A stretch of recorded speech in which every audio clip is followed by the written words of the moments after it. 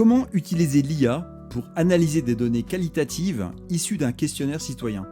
C'est un vrai cas d'usage réalisé à partir du portail Open Data du territoire de Grand Paris Seine-Ouest, GPSO. Bonjour à toutes et à tous, je suis Pascal Chevalot, consultant et formateur en intelligence artificielle au comptoir des signaux. Et aujourd'hui, je vais vous partager une expérience très concrète que j'ai menée récemment.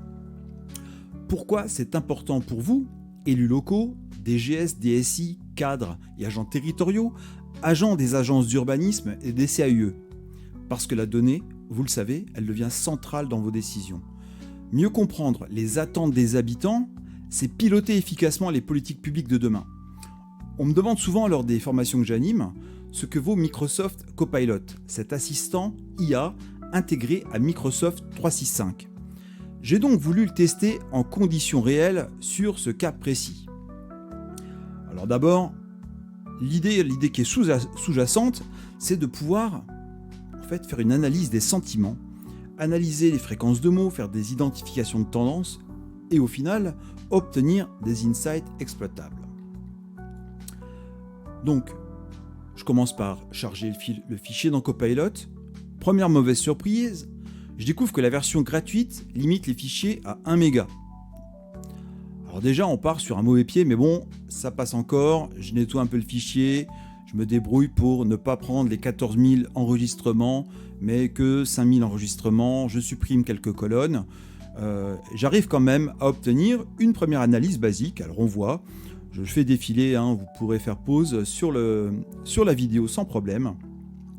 Je lui fais découvrir un peu le fichier, ensuite je fais un prompt un peu qualitatif quand même, où je le positionne en expert d'analyse de données qualitatives, etc. Et donc, voilà, un bon prompt. Là-dessus, il va commencer à faire une analyse, une lecture approfondie active des données, l'analyse verticale par colonne, la définition des catégories, etc. On arrive à des catégories qui sont identifiées, donc voilà, on voit qu'il identifie comme catégorie importante, transport et mobilité. Il me sort des exemples de réponses, donc des verbatims des citoyens, les thèmes qui sont récurrents, l'environnement, les espaces verts en deuxième thème, le logement et l'urbanisme. Donc on est au départ, je suis assez favorablement surpris. Je trouve que c'est assez sympa, assez fluide ce qu'il me propose sur l'analyse de vocabulaire, sur les conclusions. Et donc je me dis, on va aller un peu plus loin, on va rentrer vraiment dans les expressions émotionnelles, dans les verbatims, dans les sentiments qui sont émergents, les verbatims codés en fonction des sentiments, etc. Et donc là, pour l'instant ça va, ça se passe pas mal. Donc il continue à me faire à peu près la même chose, à me faire des réponses, vous voyez, catégorie des sentiments identifiés, l'insatisfaction, la frustration, l'enthousiasme. Il me fait des observations générales. Et puis à un moment donné, moi je commence à avoir envie d'avoir des choses un peu visuelles, d'avoir des data vis, pouvoir me rapprocher le plus possible d'un tableau de bord. Et donc je lui demande de me créer des visualisations pour illustrer cette analyse de sentiments sur les 3 thèmes récurrents qu'il a définis juste avant. Donc là il commence à me faire des réponses, des petits tableaux de bord. On voit que je suis pas assez précis, je lui demande pas de pourcentage ou quoi que ce soit. Et donc il me fait, il me donne simplement le nombre de réponses par thème. Il le fait, analyse de subjectivité, nombre de réponses, etc. Je lui demande de faire une analyse de sentiments pour ces 3 thèmes principaux. Et alors là, il me fait une analyse de sentiments, mais pareil, c'est pas spécialement pédagogique, c'est pas exploitable. En tout cas, avec le prompt que je lui fournis, ce n'est pas suffisamment exploitable. Et à partir de là, je commence un peu à avoir des problèmes. Je dis que je vois pas les visualisations. J'ai l'impression qu'il a perdu un peu le fil de la discussion. Tant et si bien qu'à un moment donné, je vais même lui redonner le fichier initial.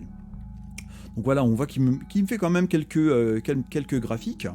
Au bout d'un moment, je lui demande carrément de me faire un petit tableau de bord généraliste avec des data vis qui vont représenter certaines modalités de la distribution, donc la répartition des répondants par sexe, la répartition des répondants par tranche d'âge, par activité professionnelle, etc. Et alors là, c'est là que vraiment la grosse déception, c'est qu'il me fait à chaque fois, vous voyez, pour chacune des modalités, il me fait l'ensemble des graphiques. Il y a 6 questions et il me fait les 6 graphiques sous chaque item.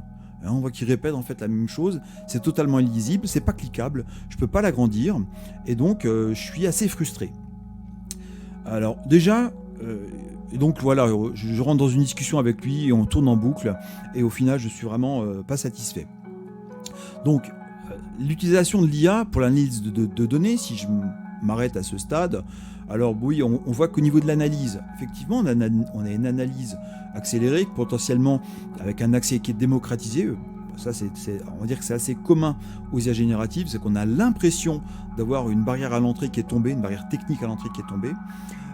On arrive plus ou moins à aller vers l'analyse des sentiments, à identifier des thèmes clés et à avoir quelques représentations visuelles de données. Et encore, bon là je suis gentil. En revanche, au niveau des inconvénients, bon, on voit quand même que ça nécessite une formation minimale, plus que minimale. On a quand même pas mal de risques de mauvaise interprétation. Forcément une dépendance à la précision de l'IA, là on le voit clairement. On est limité quand même, je trouve, sur des questions structurées. Et on peut négliger des réponses qui sont nuancées. Et donc partant de là, je me suis dit, en fait, on va essayer de passer sur autre chose. Si je veux un tableau de bord dynamique, il y a quelques années, comment est-ce que je l'aurais fait ? Alors j'aurais pu le faire avec des outils d'informatique décisionnelle, de business intelligence, ou avec des environnements de data analyse Python de type Jupyter Lab. Et donc c'est ce que j'ai fait. Et donc... je suis passé, alors on va essayer de passer sur mon Jupyter Lab. Le voici, le voilà. Alors tout d'abord, je suis passé par ChatGPT. C'est-à-dire que j'ai commencé un peu à faire réfléchir Copilot sur le code d'un tableau de bord pour Jupyter Lab. J'ai fait un peu débugger et puis très rapidement, je suis passé dans Jupyter Lab. J'ai obtenu un code, vous voyez, tout un code de Python. Vous allez voir d'ailleurs, je lui ai demandé de me faire un tableau de bord avec de la cartographie. Et donc, il a été chargé Folium, GeoPanda, Shapley.géométrie, etc. Donc vraiment tout un environnement pour faire des tableaux de bord dynamiques grâce à Jupyter Lab. Et donc voilà ce qu'on arrive à faire dans Jupyter Lab, un tableau de bord. Alors bon, bien entendu, ça sera encore largement améliorable. Donc c'est un environnement, on voit bien que la carte elle est un peu désaxée. On a un titre, disons que c'est pas très joli, mais on a quand même une cartographie. Si je passe sur les items, on a le nom des communes, par exemple, de GPSO. Et surtout, on a quelque chose avec une liste déroulante. Par exemple, si je clique sur Boulogne-Billancourt, vous voyez que en dessous, les histogrammes, bien entendu, qui sont pas très chouettes, malgré tout, ils se mettent à jour. Mais si les histogrammes se mettent à jour, si je change de commune et que je demande Chaville, par exemple, hop, là, de même, les histogrammes se mettent à jour. Vous voyez que c'est complètement dynamique. Alors, à savoir que là, j'ai pas du tout la limitation des 1000 enregistrements. Je suis sur l'intégralité de la distribution du questionnaire de GPSO. Donc bref, c'est fluide, c'est interactif, c'est visuellement, on va dire que c'est impeccable, mais on est sur des tableaux de bord pour découvrir des données rapidement. On a quelque chose de tout à fait exploitable. Alors cependant, en travaillant avec Jupyter Lab, je sens qu'il manque quand même quelque chose, c'est-à-dire l'aspect génératif et conversationnel de l'IA qu'on avait auparavant, on l'a plus. Donc ce que Copilot aurait pu m'apporter, si seulement il avait été performant sur cette partie de tableau de bord. Alors j'ai besoin d'une solution complémentaire pour enrichir mon analyse et mon storytelling. Et c'est là que je découvre Claude 3.7 Sonnet, qui est sorti il y a quelques jours sur POE.com. Et donc, curieux, j'ai testé exactement les mêmes données et les mêmes prompts. Et là, vous allez voir, grosse surprise. Alors, Claude 3.7 est non seulement capable de comprendre parfaitement mes demandes, mais en plus, il génère une analyse qualitative d'une finesse remarquable. Il identifie clairement les sentiments et les intentions dans les verbatims des citoyens, et il produit une synthèse structurée qui est précise et qui est nuancée. Concrètement, je peux maintenant clairement identifier les attentes majeures sur les thèmes mobilité, environnement, logement et distinguer finement ce qui relève des faits ou des opinions émotionnelles des citoyens. Découvrons alors cela ensemble. Je fais défiler vous voyez, je suis vraiment sur le premier prompt, exactement le même. Alors d'entrée de jeu, on a déjà une analyse, la découverte du fichier qui est plus détaillée, qui est plus précise, comme vous pouvez le voir. Dans la foulée, je lui donne à nouveau le prompt qui va permettre d'aller sur l'analyse des trois champs qui contiennent les réponses ouvertes, les questions 6.1, 6.2 et 6.3. Là, c'était une question ouverte du type « Si vous pensez à la ville de demain, quels sont les 3 grands sujets ou thématiques qui vous semblent prioritaires pour les villes de GPSO ?» Et donc, là c'est parti. Il me fait une introduction, une méthodologie, la vue d'ensemble des priorités exprimées, les principales catégories identifiées, mobilité, transport, environnement, espace vert, logement et urbanisme, services publics et équipements, qualité de vie urbaine. Il me fait une répartition des occurrences par thématique, mobilité, déplacement, 25% des mentions, etc. Vous le découvrez sous vos yeux, c'est simple, c'est fluide, c'est limpide.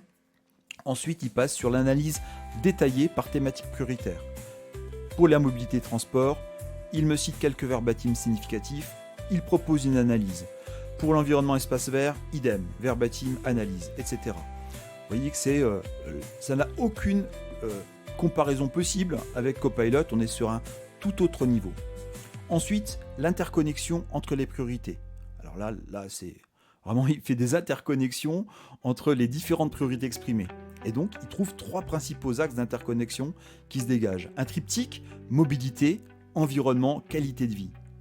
L'équilibre urbanisation-préservation, services de proximité, mobilité durable. Ensuite, 4e point, variation des priorités selon les communes. C'est-à-dire qu'il va montrer des différences qui sont notables entre les communes de GPSO. Par exemple, pour Boulogne-Billancourt, les questions de mobilité et de transport en commun sont particulièrement mises en avant. À Issy-les-Moulineaux, l'accent est davantage mis sur l'équilibre entre le développement urbain et la préservation des espaces verts, et ainsi de suite. Et là, il fait remonter ensuite des verbatims remarquables, des perspectives minoritaires, et il propose une conclusion, donc les visions dominantes pour la ville de demain, les points de tension à résoudre, les recommandations pour l'aménagement futur.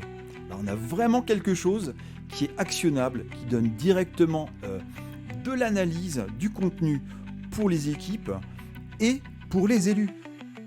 Donc malgré tout, j'ai continué avec le prompt suivant, où je lui demandais d'identifier les expressions émotionnelles dans les verbatims, de catégoriser les sentiments émergents, etc. Et là, c'est parti, rebelote, cartographie des sentiments identifiés, principales catégories de sentiments, vous voyez, inquiétude et préoccupation, frustration et mécontentement, aspiration et espoir, attachement et protection, urgence et impatience, fierté et satisfaction. Tout ça est fait avec, quand on a de toute façon des bonnes données, quand on a un jeu de données, on arrive, bien entendu, avec la maîtrise d'un métier, de cette partie de data analyse, et bien de faire des choses extrêmement pointues à ce type d'IA comme les Claude 3.7 Sonnet. Donc, on arrive sur une analyse approfondie, etc. Je laisse défiler, vous pourrez faire pause, vous pourrez aller voir ça sans problème. Bref, c'est quelque chose d'extrêmement fouillé. À partir du moment où on a un prompt de qualité, on a mis un persona, on l'a guidé avec des exemples, on va avoir quelque chose d'extrêmement qualitatif. Je voudrais quand même vous montrer la suite, c'est quand on va commencer à aller sur des data visualisations. Et alors là, ça a été aussi la grosse claque. C'est quand on va vers les cartes, la carte des émotions par thématique prioritaire. Et on va ouvrir tout de suite le Canva. Et voilà, carte des émotions associées aux priorités urbaines. Je vous laisse découvrir ça. Tout ça est bien entendu dynamique. En tout cas dynamique, c'est-à-dire si je clique par exemple sur inquiétude et préoccupation, vous voyez que le diagramme radar a disparu. Je peux regarder uniquement une des modalités. Urgence, impatience pour les mobilités et le transport, pour les services et les équipements, l'environnement, les espaces verts. Si je regarde l'inquiétude et préoccupation, alors là on est sur logement et urbanisme, environnement, espace vert, etc., etc. Bref, on est sur quelque chose de remarquable. J'ai encore jamais vu une IA générative réaliser ce type d'analyse et de data vise aussi rapidement. Hein, c'est pas du tout, on n'est pas du tout dans quelque chose d'anecdotique là, on est dans quelque chose qui va être directement actionnable et utile dans des tonnes de cas d'usage. Je continue, alors tant qu'on y est, hein, il y avait ensuite l'analyse d'intensité émotionnelle, il y avait les équilibres des sentiments par thématique. Vous voyez qu'à chaque fois il a fait du code, il a fait du code HTML là, en l'occurrence. Et bien entendu derrière, on a l'analyse de ces graphiques. La carte des émotions offre une vue d'ensemble de la distribution, l'analyse d'intensité émotionnelle par verbatim, l'équilibre des sentiments, etc. Et donc, si je retourne ici, vous voyez que là, j'ai l'ensemble de mes tableaux de bord. J'ai le tableau de bord 2, l'intensité émotionnelle des verbatims, intensité élevée, intensité moyenne, intensité faible. Alors, avec la partie des verbatims, pour chacun des verbatims, il va les qualifier, frustration, urgence, aspiration, inquiétude, attachement. C'est tout simplement remarquable.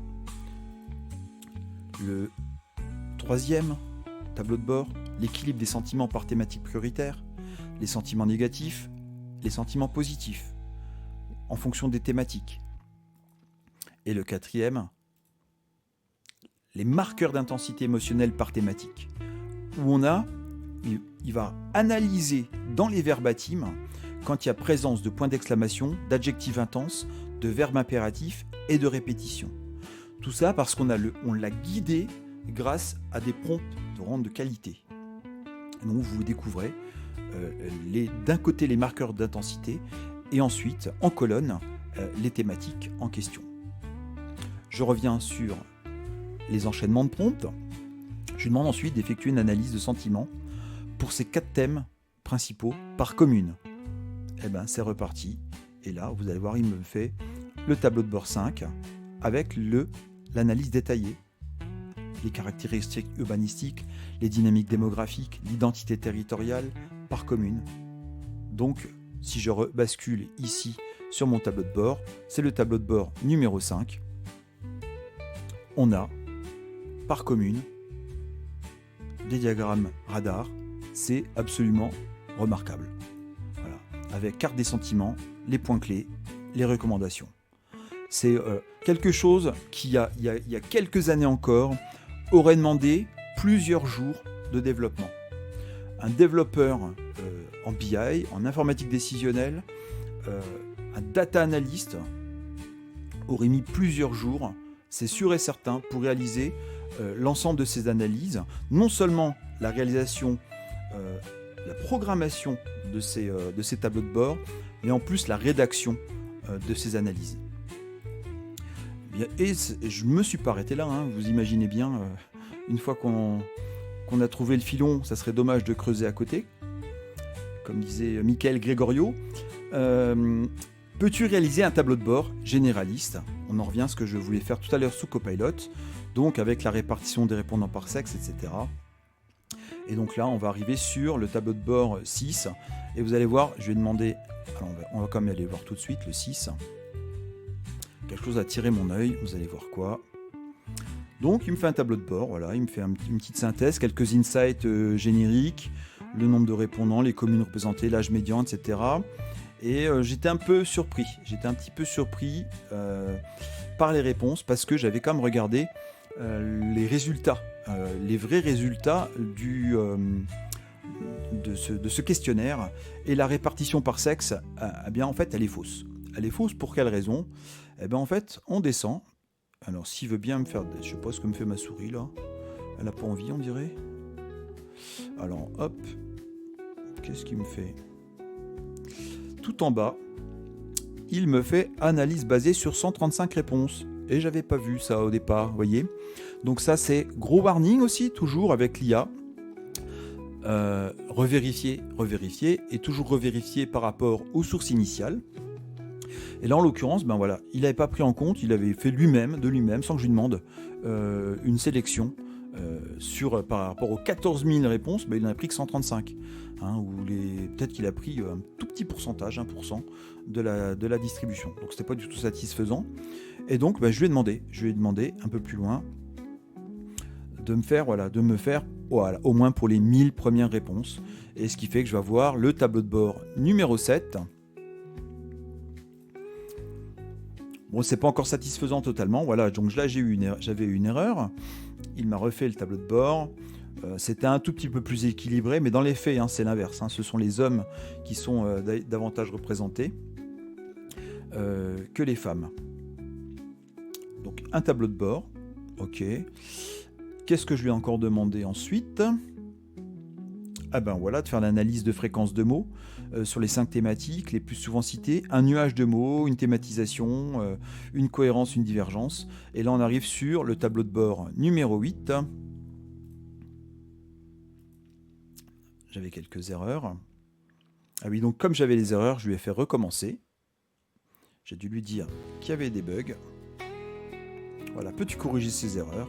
Et donc on arrive enfin au dernier tableau de bord, le tableau de bord numéro 9. Je m'en suis arrêté là, puisqu'il était tout à fait fonctionnel.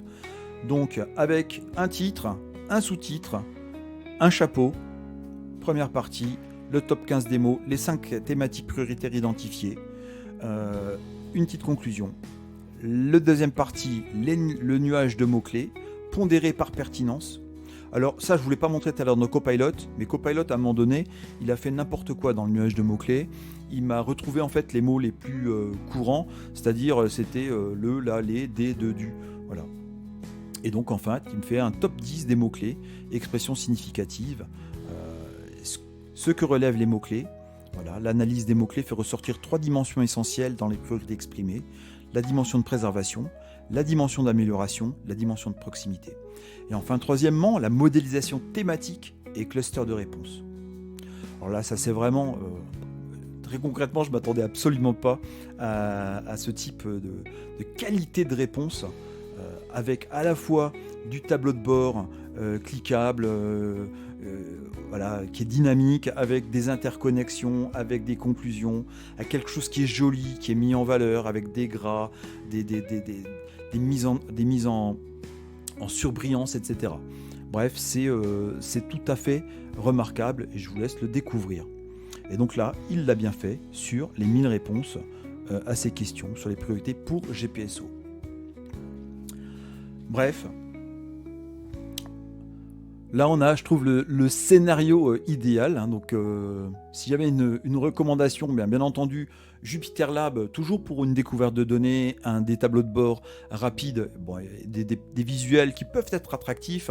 Alors j'avoue que je suis un petit peu rouillé moi en Python, mais ChatGPT était là pour m'accompagner dans le débugage de Jupyter Lab. Mais surtout, on voit qu'avec... en s'appuyant sur Claude 3.7 Sonnet, voilà, on a toute une partie qualitative, une partie un peu narrative, analytique, avec l'analyse des sentiments, la détection d'intentions, des résumés structurés.